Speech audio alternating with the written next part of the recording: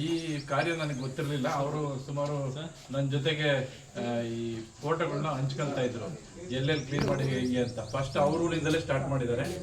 ಅವ್ರ ಊರಿಂದ ಸ್ಟಾರ್ಟ್ ಮಾಡಿ ಈಗ ಗೋಪಿಕುಂಟೆ ಮುಗೀತು, ಈಗ ಗೋಣಿಹಳ್ಳಿ ಆಯಿತು, ನಮ್ಮದು ಇನ್ನೊಂದು ಸುತ್ತ ಒಟ್ಟಿಗೆ ಅವ್ರದ್ದು ಪ್ರೋಗ್ರಾಮ್ ಇರೋದು ಸುತ್ತ 16ರಲ್ಲಿ ಕ್ಲೀನ್ ಮಾಡಬೇಕು ಅಂತ ಅವ್ರ ಮನಸ್ಸಲ್ಲಿದೆ. ಅವರು ರಿಟೈರ್ ಆಗಿ ಅಲ್ಲಿ 7-8 ವರ್ಷ ಆಯಿತು. ರಿಟೈರ್ ಆದಮೇಲೆ ಅವ್ರದ್ದು ಏನು ಮಾಡೋದು ಅಂತ ಅವರು ಮನಸ್ಸಲ್ಲಿ ಅಂದ್ಕೊಂಡು ಏನಾದರೂ ಸಮಾಜಕ್ಕೆ ಒಳ್ಳೇದು ಮಾಡ್ಬೇಕಲ್ಲ ಅಂತಂದು ಅವರು ಮನೆ ಮುಂದದ ರೋಡ್ ಫಸ್ಟ್ ಕ್ಲೀನ್ ಮಾಡಿದ್ದಾರೆ. ಅದಕ್ಕೆ ಭಾಳ ಈ ಪತ್ರಕರ್ತರು ಇರೋರು ಭಾಳ ಸ್ಪಂದನೆ ಮಾಡಿದ್ದಾರೆ. ಆ ಒಂದು ಉದ್ದೇಶ ಇಟ್ಕೊಂಡು ಯಾವುದೇ ಒಂದು ರಾಜಕೀಯದಿರ್ಬೋದು ಇನ್ನೊಂದು ಯಾವುದೂ ಇದರಲ್ಲಿ ಮಿಕ್ಸ್ ಇಲ್ಲ. ಅವರು ಸ್ವ ಇಚ್ಛೆಯಿಂದ ಇದು ಕ್ಲೀನಿಂಗು, ಅದಕ್ಕೆ ಅವ್ರಿಗೆ ಅದನ್ನ ಪರಕೆ ಗುಡಿಸ್ತಾ ಇದಾರಲ್ಲ, ಅದಕ್ಕೆ ಈ ಥರ ಪತ್ರಕರ್ತರು ನೋಡಿ ಏನು ಮಾಡ್ತಿದ್ದಾರೆ ಅಂತ ಕೇಳಿದ್ರಂತೆ. ಅವಾಗ ಈ ಥರ ನಂದು ಪ್ರೋಗ್ರಾಮ್ ಇದೆ, ನಮ್ಮ ಮನೆ ಮುಂದದ ರೋಡ್ನ ಫುಲ್ ಅದೆಷ್ಟು 2 ಕಿಲೋಮೀಟರ್ 3 ಕಿಲೋಮೀಟರ್ ರೋಡ್ ಇದೆ, ಅದನ್ನ ಪೂರ್ತಿ ಕ್ಲೀನ್ ಮಾಡೋದು ಮತ್ತು ಚರಂಡಿ ಕ್ಲೀನ್ ಮಾಡೋದು, ಅದಕ್ಕೆ ಮಾಡ್ತಿದ್ದೀನಿ. ನಂದೇನು ರಿಟೈರ್ ಆಗಿತ್ತು, ರಿಟೈರ್ ಆದಮೇಲೆ ಏನು ಮಾಡೋದಕ್ಕಂತ ಅಂದ್ಕೊಂಡಿದ್ದೆ. ಇದನ್ನು ಅನ್ನಿಸ್ತು, ಇದನ್ನು ಮಾಡಿದೆ ಅಂತ ಅಂದ್ಕೊಂಡು ಅವತ್ತು ಪತ್ರದಲ್ಲೆಲ್ಲ ಪೇಪರ್ಗಳೆಲ್ಲ ನ್ಯೂಸ್ ಬಂದಿದೆ ಅವ್ರದ್ದು ಎಲ್ಲ. ನಾನು ಓದ್ದೆ, ಅದನ್ನ ಕಳಿಸಿದ್ರು. ಭಾಳ ಚೆನ್ನಾಗಿ ಅಲ್ಲಿ ವಿವರಣೆಯನ್ನು ಕೊಟ್ಟಿದ್ರು. ಅದೇ ರೀತಿ ಇವಾಗ ಅವರು ನಮ್ಮೂರ ಅಕ್ಕಪಕ್ಕದಾಗ ಯಾಕೆ ಮಾಡಬಾರ್ದು ಅಂತ ಅವ್ರ ಊರಲ್ಲೇ ಫಸ್ಟ್ ಸ್ಟಾರ್ಟ್ ಮಾಡಿ ಅವ್ರನ್ನ ಅದ್ಭುತವಾಗಿ ಕ್ಲೀನ್ ಮಾಡಿದಾರಂತೆ. ನೀವೆಲ್ಲ ನಾವು ಹೋಗಿ ನೋಡ್ಕೊಂಬರ್ಬೇಕು ಅಂತ ಅಂದ್ಕೊಂಡಿದ್ದೀನಿ. ಅಲ್ಲಿ ಈಗ ಕೆರೆಯಲ್ಲಿ ಸುಮಾರು ಸೀಮೆಜಲ್ಲು ಬೆಳೆದಿದ್ದಂತೆ, ಪ್ರತಿಯೊಂದು ಸೀಮೆಜಲ್ಗಳನ್ನು ಕಿತ್ತಾಕಿ ಕೆರೆ ಹೊಸದಾಗಿ ಮಾಡ್ತಾ ಇದ್ದಾರೆ. ಅದು ಈ ಥರ ಗೋಪಿಕುಂಟೆನೂ ಕ್ಲೀನ್ ಆಗಿದೆ. ಅವರು ಯಾವುದೇ ಸ್ವಾರ್ಥಕ್ಕೋಸ್ಕರ ಇದೆಲ್ಲ ಏನು ಇಲ್ಲ. ಅವರು ವೈಯಕ್ತಿಕವಾಗಿ ಇದನ್ನು ಮುಂದೆ ಒಂದು ಮಾಡಿದ್ದಾರೆ. ಇದನ್ನು ಮೆಚ್ಚುಗೆ ಎಲ್ಲ ಕಡೆಯಿಂದಲೂ ಬಂದಿದೆ. ಅವ್ರಿಗೆ ನಮ್ಮ ಊರಿನ ಪರವಾಗಿ ತುಂಬ ಹೃದಯ ಸ್ವಾಗತವನ್ನು ಕೊಡ್ತಾರೆ. ಮತ್ತೆ ಮಂಜಣ್ಣರ ನಮ್ಮೂರು ಹೆಂಗೆ ಅಂದರೆ, ಇದು ಸುಮಾರು ಊರು ನೋಡಿದ್ವಿ, ನಮ್ಮೂರಲ್ಲಿ ಎಲ್ಲೂ ಒಂದು ಎಣ್ಣೆ ಅಂಗಡಿ ಇಲ್ಲ. ಒಪ್ಕೊಂತೀರೇನಪ್ಪ? ಆಮೇಲೆ ಕುಡಿಯೋರ ಸಂಖ್ಯೆ ಭಾಳ ಕಡಿಮೆ. ನಾವು ಹುಡುಗರಾಗಿದ್ದಾಗ 2-3 ಕುಡಿತಿದ್ರೆ, ಈಗ ಸ್ವಲ್ಪ ಗೊತ್ತಿಲ್ದಂಗೆ ಎಲ್ಲ ಒಂದು ಸ್ವಲ್ಪ ಮಾಡ್ಕೊಂಡಾರ ಇದ್ದಾರೆ. ಅಷ್ಟು ಬಿಟ್ಟರೆ ಬೇರೆ ಊರಿಗೆ ಕಂಪೇರ್ ಮಾಡಿದರೆ ರೋಡಲ್ಲಿರೋರು, ಕುಡಿದು ಓಡಾಡೋರು ಇಂಥವ್ರು ಭಾಳ ಕಡಿಮೆ. ಆ ಎಣ್ಣೆ ಮಾರ್ತಕ್ಕಂಥ ಅಂಗಡಿಗಳು ಇದ್ದವನು ಇವರೆಲ್ಲ ಹೋಗಿ ಮುಚ್ಚಿದ್ದಾರೆ, ಇಂಥ ಇದ್ದಾರೆ. ಆ ರೀತಿ ಪ್ರತಿಯೊಬ್ಬರು ಇಲ್ಲಿ ನಾನು ಅಂತ ಯಾರು ಕೆಲಸ ಮಾಡಲ್ಲ, ನಾವು ಅಂತ ಮಾಡ್ತಾರೆ. ಅದು ನಮ್ಮೂರಿನ ಒಂದು ಘನತೆಯನ್ನು ಹೆಚ್ಚಿದೆ. ಮತ್ತು ಯಾವುದೇ ಫಂಕ್ಷನ್ ಆಗ್ಬೇಕಾದ್ರೆ ಅಥವಾ ಯಾವುದೇ ಒಂದು ದೇವಸ್ಥಾನ ಕಾರ್ಯ ಆಗ್ಬೇಕಾದ್ರೆ ಇದು ಕಟ್ಟಿರೋದಿರ್ಬೋದು, ಕರಿಯಮ್ಮ ಗುಡಿ ಕಟ್ಟಿರೋದಿರ್ಬೋದು, ಅದಕ್ಕೆ ಬೇಕಾದಷ್ಟು ಶ್ರಮ ಹಾಕಿ ಪ್ರತಿಯೊಬ್ಬರು ಕೂಡ್ಕೊಂಡು ಪ್ರತಿಯೊಬ್ಬ ಮನೆಯಿಂದಲೂ ಒಬ್ಬ ಮನುಷ್ಯ ಬರಬೇಕು. ಆ ರೀತಿ ಅವ್ರು ರೂಲ್ಸ್ ಮಾಡ್ಕೊಂಡು ಎಲ್ಲರೂ ಬಂದು ಸಹಕಾರ ಮಾಡಿದ್ದಾರೆ. ಆಮೇಲೆ ಒಬ್ರಿಗೊಬ್ಬರು ಸೌಹಾರ್ದತೆಯಿಂದ ಇದನ್ನು ಕೆಲಸನ ಮಾಡಿದ್ದಾರೆ. ಇದಕ್ಕೆ ನಮ್ಮ ವಸಂತಪ್ಪರು ಭಾಳ ಮೇಯ್ನ್ ಕಾರಣ. ಇದರಲ್ಲಿ ಅವ್ರ ಅಣ್ಣವರು ಇದ್ರು, ಬಟ್ ಅದಕ್ಕಿಂತಲೂ ಇವರು ತಕ್ಕಂಥ ಶಕ್ತಿ ಅವ್ರಿಗಿದೆ. ಅದೇ ರೀತಿ ಎಲ್ಲ ಮುಖಂಡರಿಗೂ ಸಹ ಇದೆ. ಮತ್ತು ಈಗ ಮೊನ್ನೆ ಕ್ರಿಕೆಟ್ ಆಟ ನೋಡಿದೆ, ನಾನು ಹೋಗಿದ್ದೆ ಅಲ್ಲಿಗೆ, ಉದ್ಘಾಟನೆಯನ್ನು ಕರೆದಿದ್ರು.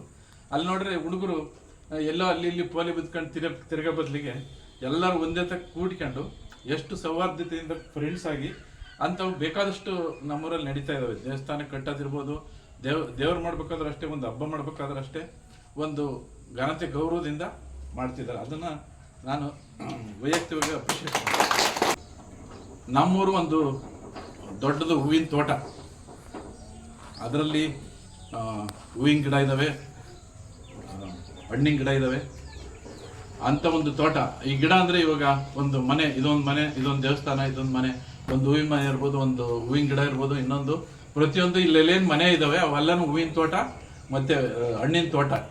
ಅದರಲ್ಲಿ ಹಣ್ಣುಗಳು ಬಿಡ್ತಾ ಇರ್ತವೆ, ಹೂವು ಬಿಡ್ತಾ ಇರ್ತವೆ, ಹಣ್ಣುಗಳು ಉದುರ್ತವೆ, ಹೂವು ಉದುರ್ತವೆ. ಬಟ್ ಅವು ಹೊರಗೆ ಬಂದಮೇಲೆ ರುಚಿಯನ್ನು ಕೊಡಬೇಕು ಸಮಾಜಕ್ಕೆ, ಹೂವುಗಳು ಸುವಾಸನೆಯನ್ನು ಸೂಚಿಸಬೇಕು. ಅದು ಎಲ್ಲ ರೀತಿ ಊರಿಗೆ ಅನುಕೂಲ ಆಗಬೇಕು. ಅಂಥ ರೀತಿಯಲ್ಲಿ ನಮ್ಮೂರು ಇಲ್ಲಿವರೆಗೂ ನಡ್ಕೊಂಡು ಬಂದಿದೆ. ಸೊ ಅದೇ ರೀತಿ ನಾವು ಹುಟ್ಟಿದ ಮೇಲೆ ಏನಾದರೂ ಒಂದು ಒಳ್ಳೆ ಕೆಲಸಕ್ಕೆ, ಅಂದರೆ ನಾವು ಕೆಟ್ಟ ಕೆಲಸ ಮಾಡೋ ಬದಲಿಗೆ ಒಳ್ಳೆ ಕೆಲಸ, ಕೆಟ್ಟ ಕೆಲಸ ಮಾಡೋಕ್ಕಾಗಿದ್ರು ಪರವಾಗಿಲ್ಲ, ಒಳ್ಳೆ ಕೆಲಸ ಮಾಡೋಕ್ಕಾಗಿದ್ರು ಪರವಾಗಿಲ್ಲ, ಕೆಟ್ಟ ಕೆಲಸ ಮಾಡಬಾರ್ದು. ಆ ರೀತಿ ಯಾವುದೇ ಕೆಲಸ ಮಾಡ್ಬೇಕಾದ್ರೂ ನಾನು ಅಂತ ಮಾಡೋಂಗಿಲ್ಲ, ನಾವು ಅಂತ ಮಾಡ್ತೀನಿ ನಮ್ಮೂರಲ್ಲಿ. ಅದನ್ನು ನಾನು ದೂರದಿಂದ ನೋಡಿದ್ದೀನಿ. ಯಾವುದೇ ಫಂಕ್ಷನ್ಗೆ ನಾನು ಬಂದನಲ್ಲ, ಇವತ್ತೇ ಫಸ್ಟ್ ಫಂಕ್ಷನ್ಗೆ ಅಂತ ನಾನು ಬಂದಿರೋದು. ಅದ್ಭುತವಾಗಿ ನೀವೆಲ್ಲ ನೋಡಿದ್ರೆ ಅಲ್ಲೇ ಅದನ್ನು ಎಷ್ಟು ಚೆನ್ನಾಗಿ ಮಾಡಿದ್ದೀನಿ ಅಂತ. ಈಗ ಅದಾದಮೇಲೆ ಗೋಪಿಕುಂಟೆನೂ ಆಯಿತು. ಗೋಪಿಕುಂಟೆ ಆದಮೇಲೆ ಈಗ ಗೋಣಿಹಳ್ಳಿ ಆಗಬೇಕಾಯ್ತು, ಅದು ಒಂದು ಸ್ವಲ್ಪ ಪೋಸ್ಟ್ಪೋನ್ ಆಗಿದೆ. ಅದ್ರ ಬದಲು ಈ ರಂಗಾಪುರನ ಮುದ್ರಂಗಪ್ಪ ಡಾಕ್ಟ್ರು ಮತ್ತು ಊರಿನ ಪ್ರಮುಖರೆಲ್ಲ ಸೇರಿ ಮಾಡ್ತಾ ಇದ್ದಾರೆ. ಹಂಗೆ 3ನೇ ಗ್ರಾಮ ಹಿಂಗೆ ಇಡೀ ತಾಲೂಕು ಆಗಬೇಕು ಅನ್ನೋ ಉದ್ದೇಶ ನಾನು ಇಟ್ಕೊಂಡು ಮಾಡ್ತಾ ಇದ್ದೀನಿ. ಮುಂದಿನ ಹಂತದಲ್ಲಿ ಆಗುತ್ತೆ ಅನ್ನೋ ಭಾವನೆ ಇದೆ. ಸ್ವಚ್ಛತೆ ಹಳ್ಳಿಗಳಲ್ಲಿ ಭಾಳ ಇಂಪಾರ್ಟೆಂಟು. ಆರೋಗ್ಯ ಚೆನ್ನಾಗಿರುತ್ತೆ, ಯಾವುದೇ ರೋಗದ ರುಜಿನ ಬರಲ್ಲ.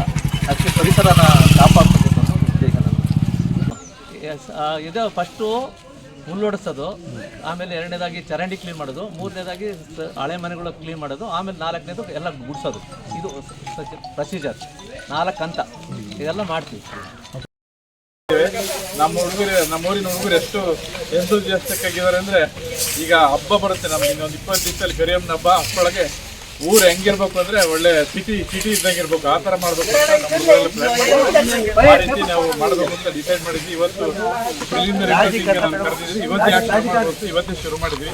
ಅದು ಸಹಕಾರ ಪ್ರತಿಯೊಬ್ಬರು ಊರಿನ ಪ್ರಮುಖರು ಇರ್ಬೋದು, ಒಂದು ಸಣ್ಣ ಹುಡುಗರಿಂದ ದೊಡ್ಡ ಹುಡುಗರವರೆಗೂ ಇದಕ್ಕೆ ಸಪೋರ್ಟ್ ಮಾಡ್ತಾರೆ.